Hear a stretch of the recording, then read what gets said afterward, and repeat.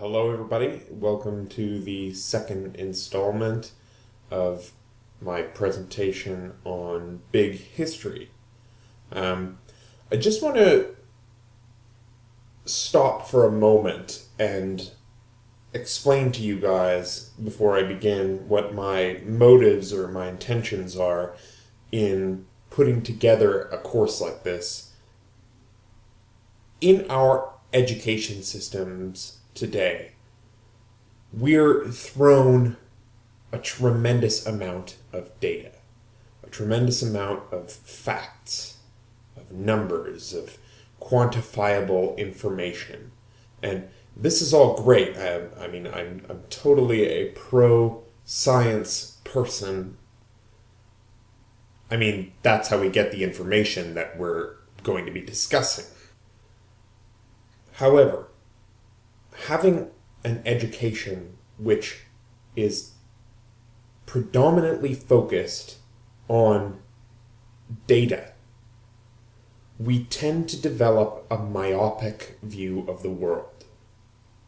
We can't see the forest for the trees, so to speak.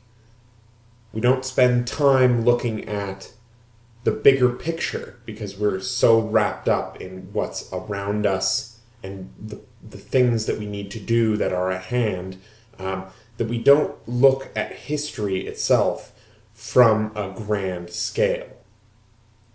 So what I'm doing with this project is trying to contribute to everyone's sense of having what has traditionally been called a liberal education. So, this obviously has nothing to do with liberal versus conservative or any sort of polarity like that. What this means, it comes from the Latin word libertate, liberty. It means when you're thoroughly educated in a broad array of subjects, you generate within yourself an understanding that you are free, that you have been liberated, that you can no longer be fooled or tricked or chained by tyrants or slave masters or anything of that matter. So this is my service to truth, my best endeavor that I can do to further people's liberal education. So that's why, as we're going through these events, I'm talking about history and politics and literature and theater and philosophy and religion and learning and visual arts, music, science, technology, and daily life too. I want to give a sort of broad and all-encompassing vision of the world. I realize this is a daunting and impossible task, but I figure the more that I work at it, the better I'll get at telling these stories. And this is an exercise for me as well. So, you have to bear with me in this process, because I am trying to ameliorate myself as a teacher.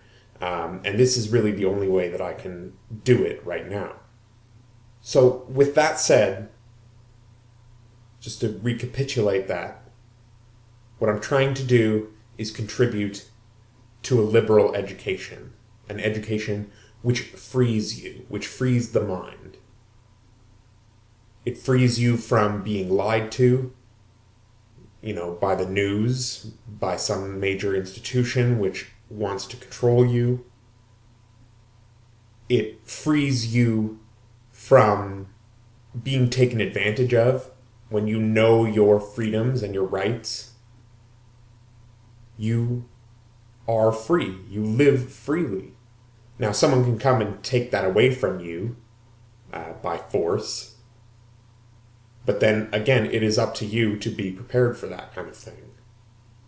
So, to get back to the big picture, we were talking last session about the years, essentially 5,000 BC all the way down to 1,500 BC. We saw that in this period how great empires started popping up all over the place in the wake of agriculture, as grain and the practices to rear it grew and spread out throughout the land, starting in the Middle East and expanding outward. The first Indo-European farmers traveled westward in search of new farmlands. How they came upon Greece, while others populated regions far west, such as the North Atlantic coast. With the proliferation of these avant-garde farmers, Europe, and the Near East as well, was slowly blanketed in a patchwork of linguistic, religious, and cultural permutations, which had ultimately emerged from one loosely bound linguistic group. This is a process that took 3,000 years to unfold. Wherever Indo-European speaking people spread their crops, they also fought and mingled and assimilated and settled down with the local inhabitants, those who were remnants from Neolithic cultures.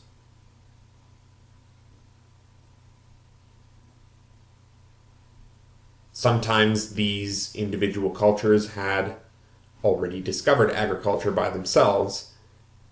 At other times, they met with bands of enduring hunter-gatherers who had unbroken ancestries stretching back to the Paleolithic. So traveling northward and eastward as well, the descendants of these avant-garde Indo-European farmers entered the steppes and adopted nomadism. We talked about this symbiotic relationship between the nomad, the pastoralist, and the agriculturalist, the sedentary farmers. The nomads which pushed over into the steppes, these brought their Indo-European culture out toward Asia. They brought the Tocharian language out into Central Asia. Some groups pushed into where is modern-day Iran, and the modern people of Iran are still descendants of these Indo-European peoples. The name Iran itself comes from the word Aryan, which means noble, and these were the groups which swept up some of the old Semitic empires. Now, this all occurred with the rise of Persia and the Persian Empire. Some groups kept marauding down southeastward and wound up in India, founding the Indus Valley civilization. The one as exemplified by the caste system, which is a remnant of the caste system of the Indo-Europeans. So the respective ancestors to the Thracio-Phrygians and the Indo-Iranians, these Indo-European subgroups, they initially developed out of frontier cultures out on the Eurasian steppe. And there they flourished into wealthy warrior aristocracies. They set themselves up as local powers. They synthesized various elements of sedentary agriculture and mixed them with the harsh life near the steppes. So living in these frontier regions, the Indo-European populations exchanged elements of traditional shamanism with their neighbors in the north. These were Turkic and Finno-Ugric peoples, people who now inhabit modern-day Siberia. The Thracio-Phrygians, I call them that because their they're called Phrygian when they live in Anatolia in modern-day Turkey, and they were called Thracian when they lived in the area north of Greece. These were the people who introduced the rites of the Anatolian goddess to the Greeks, the great mother of Rome, Cybele. They used to inhabit the region west of the Black Sea, and then ultimately they found themselves torn apart by the churnings of the Great Bronze Age collapse, which we will talk about in some detail. So in this period of time, the Phrygians migrate from Thrace to Asia Minor. They were relatively latecomers to Anatolia. I mean, the Hittites had ruled in this area that they took over for quite some time, and many of their traditions would become fused with the traditions of the Near East, which then they would themselves export back into Greece. I'm just going to give a note, a little side, before we really jump into the material on Indo-European peoples.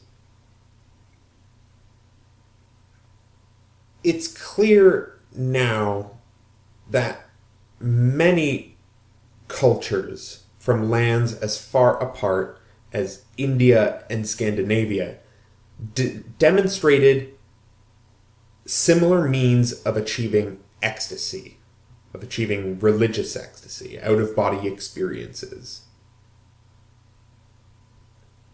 A vast array of myths which were passed on orally from generation to generation for millennia are intertwined with metaphors that explicitly evoke herbal folklore.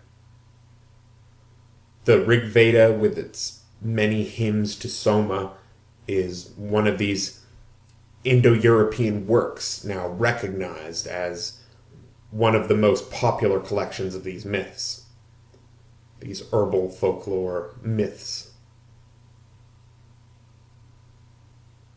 The Vedas were formulated sometime between the 18th and 10th centuries BC, so this overlaps with our period, and it was redacted several times afterward and then written down at a much later date. This was an oral tradition. Much of what is happening in this period is that old oral traditions are being written down. And this radically changes the way humans operate. Switching from a modality of oral-based, memory-based tradition to writing-based, research-based traditions. This will have huge implications everywhere, in politics, in history, in literature, obviously, in poetry, in religion, in philosophy. Everything changes with the switch from an oral society to a literate society. Now, out of the 1,028 hymns in the Rig Veda, 120 of these were devoted to Soma. Soma was simultaneously a god, a plant, a sacramental drink. It provided really vast visions of divine worlds. Now, it's not my place here to discuss all of the debates over the botanical identity of Soma. You can find this elsewhere, all over the place. What's interesting is that among scholars of Indo-European religion, there's been a whole lot of ink spilled over the negation of death through the consumption of sacred foods.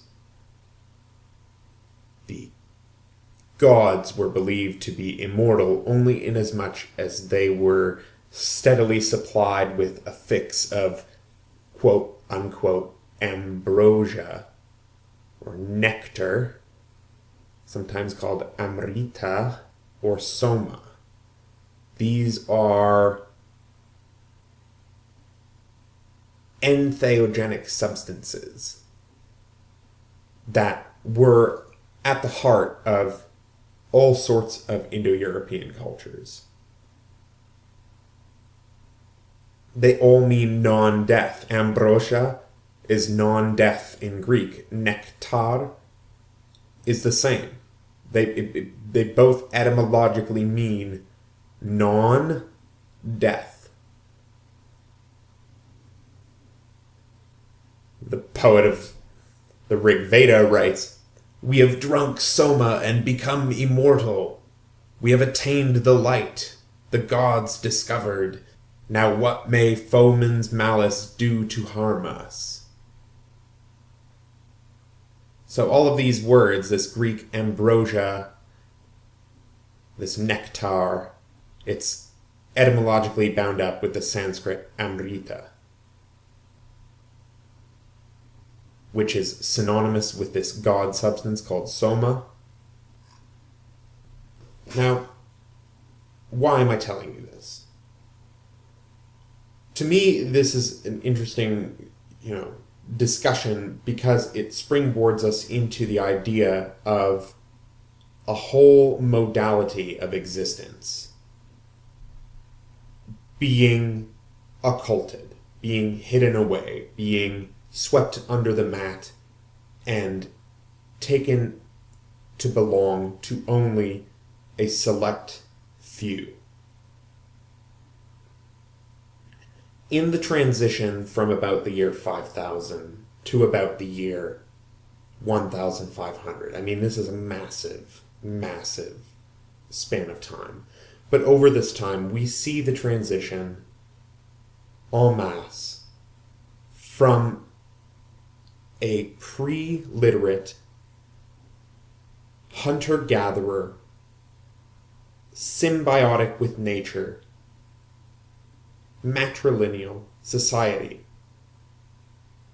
We see this fundamentally shamanic culture, this culture which has a very deep-rooted connection with the cyclical nature of time, with the power of nature itself.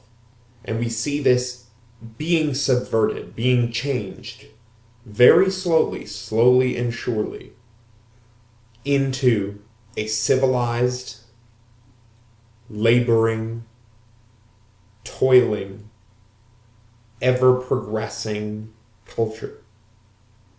We see people being moved from a mode of existence which required no more than 3 hours of work to provide enough food and shelter for oneself, to working something up to 5 days a week for one's master, and then the rest of the week was dedicated to your own sustenance. This was a slow and a gradual shift, and it happened when people started hiding information, when information started to bubble out. There was so much of it that it needed to be hidden.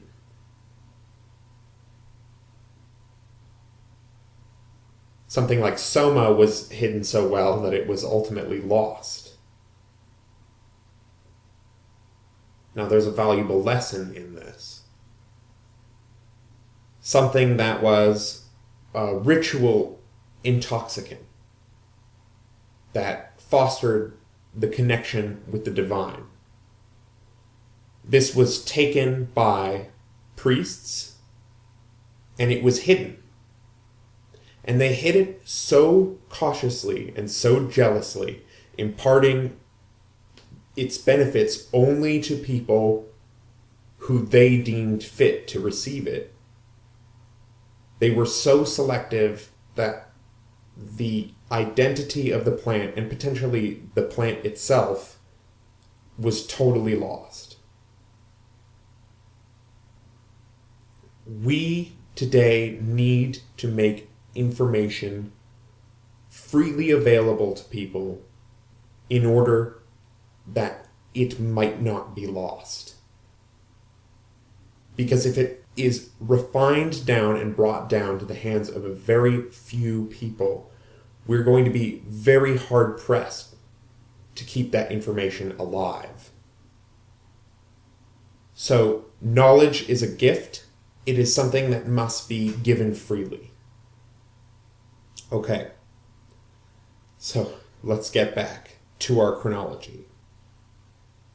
So, around this time, around, let's say, 1480 to 1450, Thutmose III extends the Egyptian empire along the eastern Mediterranean. He gets all the way up to the banks of the Euphrates. This is the western side of Mesopotamia, which means between two rivers in Greek.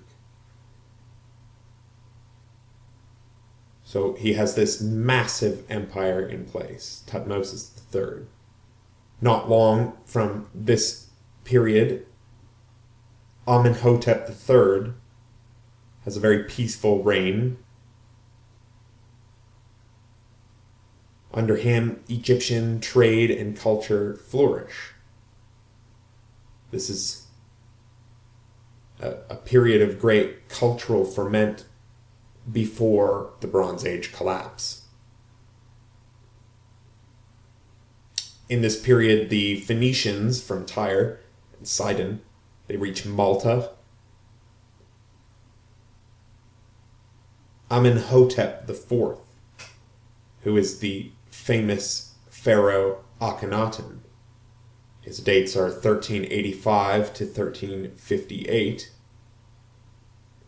He builds a new palace in Amarna, and he attempts a revolutionary change over all Egyptian culture that touches every aspect of Egyptian culture. Doesn't matter if you're a priest or a soldier or a slave, it doesn't matter. He wanted to abolish all of the Egyptian gods and refine the very complex and nuanced polytheism of the Egyptian people and turn it into a state-run solar monotheism. Now, this is the first attempt, and let's just say that the priests of the Egyptian gods weren't all too happy with this desire to move toward a monotheistic religion, and they offed him. They gave him what's called the damnatio memoriae, the damnation of a memory, where his name and face was erased from every monument. All the changes that he wished to put into effect in taking the religion away from the people and giving them a solar monotheism was annulled by Tutankhamun.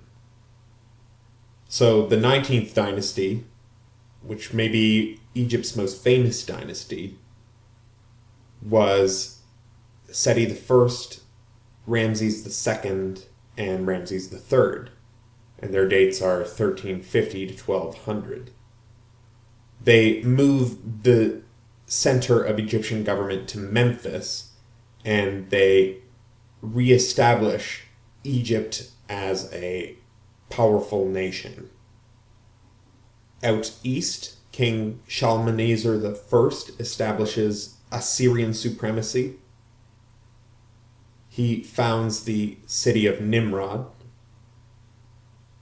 This is traditionally the date that we are given for Moses leading the Exodus out of Egypt under the rule of Ramses. But as we remember and we saw last session, the Hyksos are the settlers from Canaan in the eastern bank of the Nile who are most likely the reason behind the story of the Exodus. So in the Mediterranean itself, the Phoenicians are becoming the predominant trading power in the Mediterranean Sea. They trade everywhere. Some people even argue that Phoenicians circumnavigated all of Africa, the Cape of Good Hope. They would eventually settle in Africa and found Carthage, which would become the chief opponent of Rome. The Phoenicians traded with the Greeks, and interestingly enough, the Phoenician alphabet is the foundation for the Greek alphabet. And the Greek alphabet, of course, is the foundation to our own alphabet. So when the 20th dynasty of Egypt kicks in, we see a rapid decline in power. So this is the years 1200 to about 1090 BC. We associate these years with what's called the Bronze Age collapse, when the entire Mediterranean system, which was like a house of cards, collapsed because one card was not in the right place. Now, scholars are all debating as to what that card was. I would think of it as a confluence of factors. The story of the sack of Troy factors into this period heavily. The idea was there were people that scholars nowadays call, mysteriously enough, the Sea People, who I believe were Greek mercenaries and Greek warriors who were fleeing the Greek mainland, which was becoming overpopulated. And they were out to plunder in the same way that the Vikings were out to plunder in the Middle Ages. They sought poorly defended cities, and they went and attacked them. Now this is what created the domino effect. Within a period of 40 to 50 years, starting around 1200, nearly every significant palatial settlement, so places where there are palaces, all of these were sacked and razed, never to be occupied again. We see a transition in Greek pottery from the ceramic phase late Helladic 3b to late Helladic 3c, coinciding with this collapse. Not a single palace from the late Helladic period of Greece survived into the 12th century BC. By the end of late Helladic 3b, virtually every major commercial and political center was plagued by invaders and burned to the ground. So this chain of widespread physical destruction swept through the following regions. I'll just list them so you can get an idea of the widespread destruction that took place and the total blackout of vastly complex empires. Mycenaean Greece lost Tekos Dymaion, Pylos, Nicaria, the Menelaon, Tiryns, Medea, Mycenae, Thebes, Lefkandi, and Iolcos.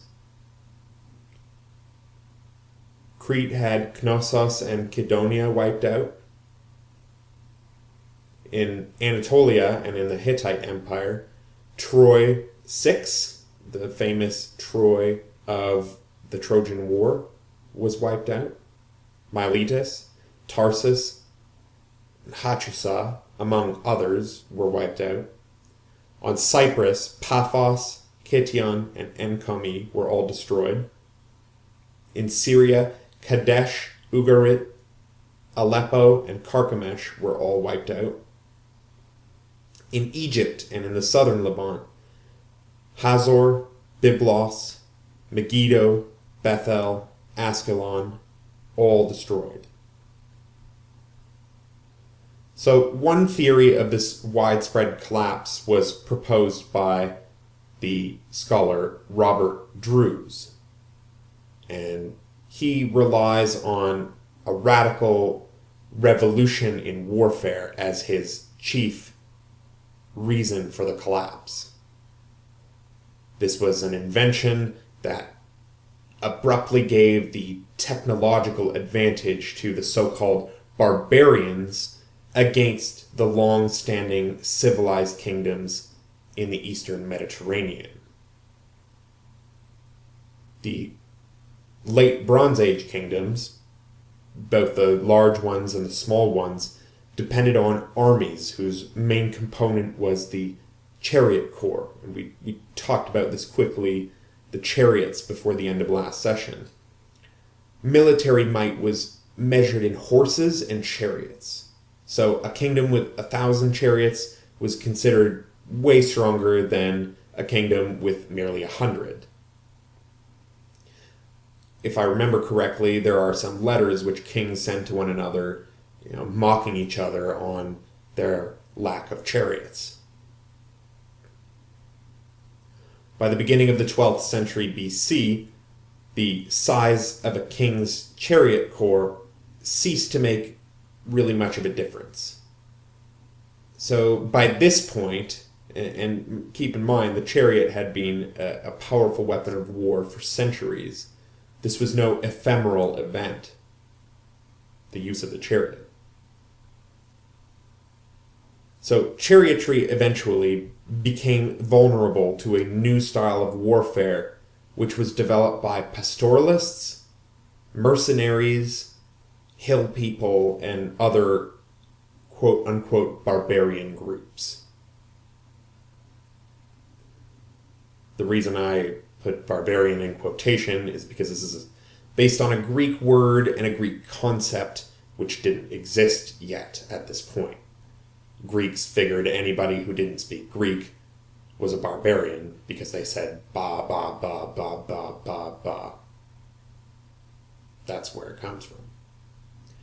Alright, so the infantries which conquered even the greatest chariot-based armies during the collapse had made use of new weapons and guerrilla tactics which were not intrinsically new, but had never been channeled en masse against the centers of late Bronze Age civilization. There was more power in the old way of doing things than in the new way. People had just forgotten about it.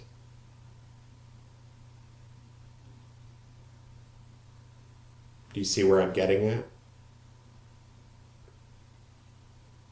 So the Medinet Habu reliefs, which are taken from Ramses III's mortuary temple, indicate that the weapons of the invaders were javelins and longswords, while the traditional weapons of the chariots had been the bow. Neither the sword nor the javelin had been an invention of the late 13th century, since long slashing swords had been used in Europe for centuries, and the javelin was used everywhere for millennia. Nevertheless, until around 1200 BC, it had never came into the mind of any infantryman that such a weapon could outmatch chariots. Now, with the help of this new iron arsenal, no longer bronze, we're now making swords out of iron because bronze swords are terrible. With this iron arsenal, power shifted from the large kingdoms to motley gatherings of mercenary bands hailing from all sorts of peripheral regions and distant shores. So if you look up the inscriptions of Medinet Habu, you'll see they offer a very simplified, propaganda-driven retelling of the encounters between the Peliset, which some people believe are the Palestinians. So the Palestinians, for those of you who don't know, were actually a Greek people settled in the Near East. The Egyptians also fought the Cheker, the Shekelesh, the Denyen, and the Weshesh. So these invasions against already failing Bronze Age kingdoms severely reduced literacy, and they collapsed all of the Bronze Age trade networks. These fell like a house of cards. Because once one commodity cannot be traded for another, it creates a blockage. It's like a clog in an artery. And arteries were clogging everywhere.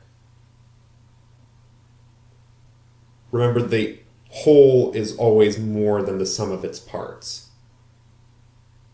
An organism, like a system of civilizations, has to operate by certain principles. And if your exchange of information, your exchange of goods falls through, the entire civilization falls through. So in the wake of these collapsing empires, human habitation patterns were reoriented toward smaller city-states, and pastoralist groups spread around the Mediterranean basin. So, again, back to these sea people, which put all of these things into motion. Lots of theories exist as to who they were. I gave you mine. I think the most logical theory puts them at the end of the chain of calamitous events. These were men who had been forced out of the Aegean as refugees, escaping famine and war. Nobody wants to go and butcher a bunch of people unless they're really hard-pressed to do so. You know, it's risky business.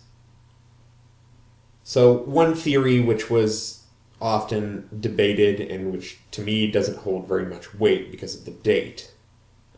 This happens in 1627 to 1600 BC, around this time. This was the explosion of Thera, or Santorini. It's said that the tsunami produced by the 17th century BC eruption of Thera's volcano was a key factor to the decline of the Minoan civilization, who were littorally based. They were an island civilization based on coastal settlements. Minoan culture was widely involved in maritime trade with Egypt, with Phoenicians. They were an actor in the organism that was the Bronze Age system before the collapse. It was thought that these people were totally wiped out by the tsunamis caused by this explosion that created the disk you can now see that is Santorini. So many coastal communities in the Aegean are said to have been abandoned after the eruption. The Minoan culture went into decline within a few generations and was succeeded by the Mycenaeans. But now, if the volcano was so devastating, how do we explain the golden age of Minoan pottery during the 1300s? Linear B, their writing system, the one that most resembles ancient Greek that we can read, and I mean we can read Linear B as well, it's mostly lists, but we can't read Linear A. Linear B endures on in Crete until approximately 1200 BCE. On top of this, inscribed late Minoan 3B pots are found in Crete itself, while exported jars can also be found on mainland sites, so trade hasn't shut down. So we need to rule this one out.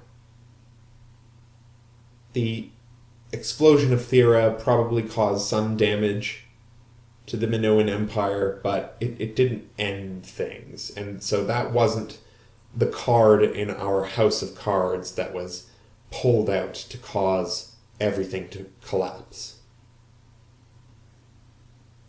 So, what about earthquakes?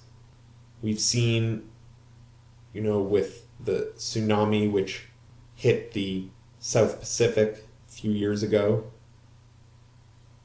the kind of damage that a tsunami can do. Using data recorded from seismic tracking devices, there have been studies of earthquakes occurring in the Eastern Mediterranean that show that the area is intersected with major fault lines, where frequent tremors of a 6.5 magnitude occur. Now, this is as a result of literally the continent of Africa diving under the continent of Europe and pushing it upward. That's why we have the Alps on top of Italy. Now, since these earthquakes would have been powerful enough to flatten modern buildings, let alone those of late Bronze Age, we might think that these had something to do with the collapse of the Bronze Age system.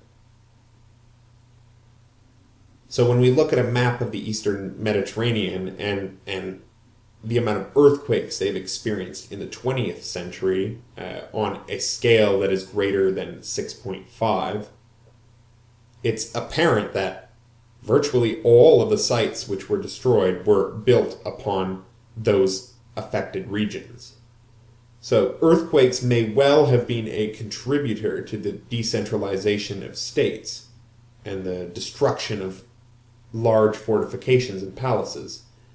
Nevertheless, they can't account for the archaeological evidence that demonstrates sacking and deliberate razing. That crust of carbon that comes from burning a city. This is where we find the cuneiform tablets that have been hardened by the burning of a city. It's clear that destruction by arson was the fate of most of the cities and palaces throughout the Aegean, in Anatolia, on Cyprus, and in the Levant. Ultimately, natural disasters don't preclude any devastation that might have been caused by invasion, and vice versa. So we can stay open to the idea that earthquakes factored into this collapse. We will probably never know, however, if this was the first card, or let's say the first hand that caused the cards to fall. So another factor is drought. I was just living in California for the last 2 years, and the drought there is just awful. It is truly wretched. They are in deep waters, to use a sick pun. Now, pollen-based records of food availability from the late Bronze Age and the Iron Age show that the predominant agricultural produce that people ate consisted of cereals, grapes, walnuts, and of olives.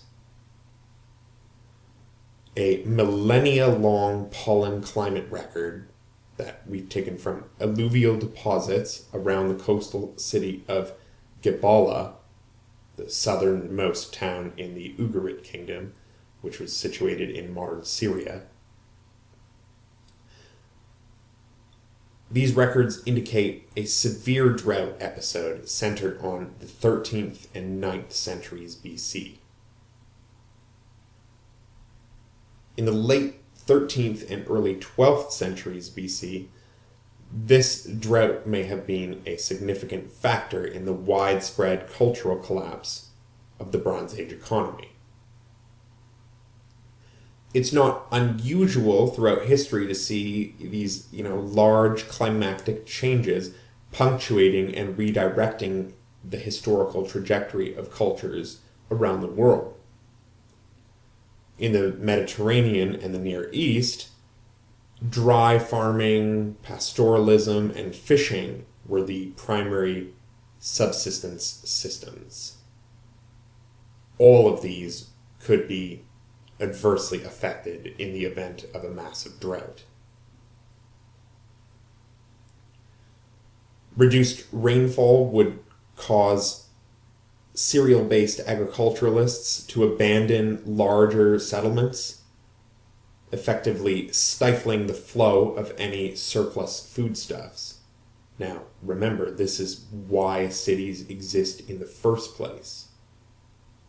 Pastoralist groups seeking to trade for grain in times of drought, as we've talked about in this symbiotic relationship between pastoralists and sedentary agriculturalists, these people would be forced into looting and raiding. Otherwise, they would have no way of surviving the drought. They would have to attack the cities to take what was stored up in their silos, which they normally traded for. Now, the great river valley civilizations of the Bronze Age relied on a variety of foreign primary goods. Now, if you don't know the difference between primary and secondary goods, it's just primary goods are the raw substance, the thing that is, mined from the earth or cut down in the woods, sawed off the elephant. These are the raw substances. The secondary good is when this object has been processed or fashioned into something else. So the majority of primary goods in Bronze Age civilizations were grain, spices, ivory, textiles, metals such as copper, tin, lead, silver, and gold, precious stones like lapis lazuli, amber, these sorts of things, and timber.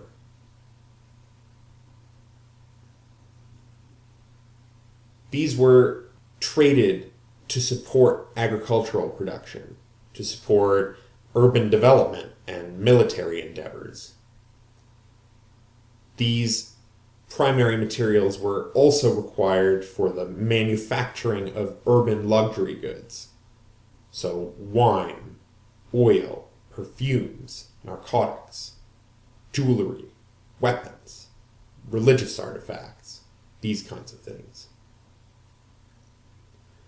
Since primary resources were scarce in the immediate vicinity, they had to be procured from further away through either trade or conquest. Over time, trade became a necessity for fulfilling even the most basic requirements of an urban agriculturalist lifestyle. The interaction between groups of varying social organization and levels of technological development became inextricably dependent on one another through an elaborate clockwork system of trade. If, for any of the aforementioned reasons, eruptions, earthquakes, droughts, migrations, etc., one of the cultures fixed within this intricate system couldn't provide for its own basic needs, its surplus of goods and ability to trade them with outsiders would become severely hampered. Now, without a supply of incoming primary goods to fulfill the demand necessitated by large, technologically dependent and militant states, the system as a whole is prone to collapse and fall into chaos. Though the Bronze Age system was surely flexible and capable of adaptation in the face of adverse conditions, the pressures exerted on centralized states by wave after wave of natural disasters, droughts, and mass migrations proved to be catastrophic. Now, there is nothing separating our time from this time. You can trust that, the government will come like mom and flush the problem away. You can think that capitalism will rescue us from this problem, that the free market will inevitably pull us out of the mire we're in regards to issues like peak oil, environmental degradation, climate change, and so forth. Or you can be prepared for it. You can know that this rise and collapse of civilizations is intrinsic in nature. It happens no matter what. It is the on signal. Civilization is the on signal to the off signal that is nature. And in order for the one to exist, the other has to exist as well. There needs to be a constant dance, a dialectic between energy being concentrated and energy being dissipated. And this is merely this manifesting itself on a macrocosmic scale. I don't even know if I would call it macrocosmic, but I would certainly put it at a larger level than the microcosmic scale of man, or his village, or his town, or his civilization, and see it within a larger picture. This coalescing and collapsing of civilizations, this is essentially a combination of two principles. The first being the principle of correspondence, the Hermetic principle, as outlined in the Kybalion. It expresses the statement, which is on the Emerald Tablet, a much, much older document, that which is above is like unto that which is below. The second principle that this rise and collapse of civilizations is giving us an eye into is the second law of thermodynamics. So in basic English, the second law of thermodynamics states that whatever energy in a closed system is transformed from one form into another, entropy, that is dissipation, increases and energy decreases. So, over time, differences in temperature or pressure tend to even out. Entropy is always trying to bring things back to a state of thermodynamic equilibrium. Now, right now, we're living at a 9-to-1 calorie ratio. So, for every 1 calorie we eat, we use up 9 calories. This is not a sustainable model. This is the energy locked in our civilizations undergoing a state of dissipation. The world is trying to maintain the same temperature over time. So, just as hydrogen and helium gas at one point in the beginning of the universe collapsed in on itself, forming stars, which then burn bright and hot, and then collapse, implode, and supernova if they're large enough, civilizations do the same. As above, so below. our individual bodies operate much in the same fashion. I mean, this is the principle in effect. The universe is self-similar across scales. If you want to learn more about this subject of civilizational collapse, I suggest the movie, which, if I'm not mistaken, is free to watch on the internet. It's called simply Collapse. Very eye-opening film, which goes into questions like, what will we do after we've exceeded our capacities for industry as given to us by all of the additional energy that burning fossil fuels provides us? Now, a lot of people just say, oh, well, they'll figure something out. The problem with this is that the system to figure something else out had to be put in place long before the end of the oil crisis in order for us to have enough time and resources to figure out what that is.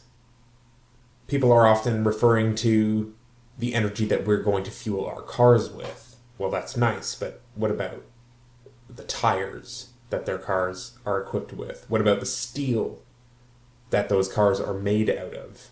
Or the plastic? The computer parts? All of these things require oil, and we are nowhere near finding an alternative for these things. And I mean, cars are the least of it.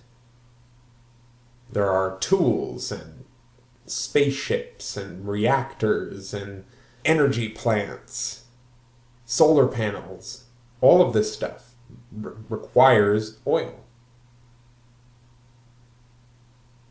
The shipping of our food requires massive amounts of energy. And all of this is going to essentially come to a collapse sooner than later. It's important for us, therefore, in our lifetimes, to bring things back to a local level so that when things do fall apart, it's not such a big deal. We need to learn and maintain and keep alive the skills which are disappearing every day because of our further integration into modern technology.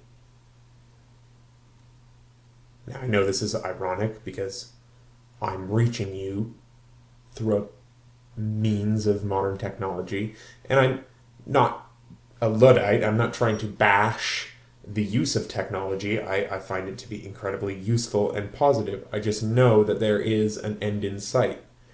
The internet is essentially a dream from which we will all one day awake. Perhaps not in my lifetime, but perhaps in the lifetime of my grandchildren. Now, I realize I've digressed a bit off the topic, but we'll get back to this. As we go through the centuries, there will be a number of themes that will tie everything together. Natural law being one of them, the Hermetic principles being another.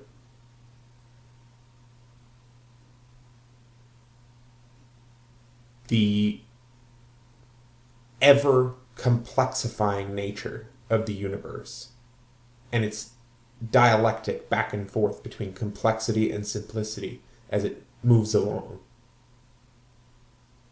All of these and other principles will we explore as we go through the centuries.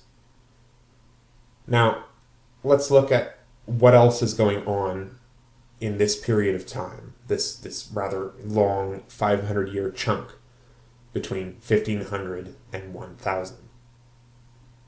In the sphere of literature and theater, the Upanishad tradition is in full effect, as we spoke earlier with the Rig Veda. We've got the primitive Greek alphabet on Knossos. Mentioned this earlier with Linear B, mostly used to keep records of things that you keep stored up in the palace. We have Akhenaten's hymns to Aten, the sun god. And we have correspondences between Egypt and its neighboring states with the Amarna letters. It's a very important document. We know that a library in the Hittite capital has tablets in 8 languages. On the Merneptah stele, we have the first mention of Israelites. We have the first written record of the Gilgamesh epic from around 1200. We have the amazing first Chinese dictionary ever written with a total of 40,000 characters in it. This is the time when Moses allegedly receives the 10 Commandments on Mount Sinai.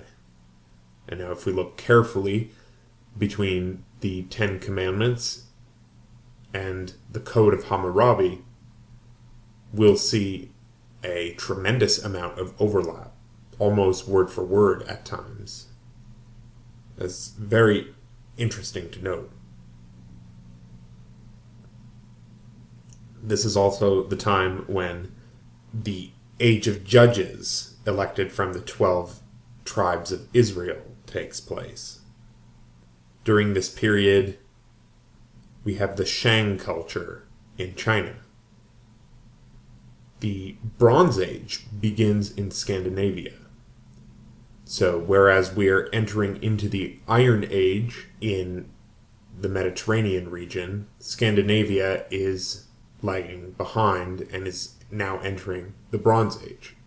This makes perfect sense because something like the transition from iron to bronze, or rather bronze to iron, just like the development of agriculture or the development of Indo-European languages, these things rippled outward from the Middle East into the periphery. Scandinavia is one extreme. It is a very remote place from the center of civilization. There's a reason why the Romans called it Ultima Thule, the northernmost place. Tapestries become an extremely valuable commodity and widely traded, especially in Egypt.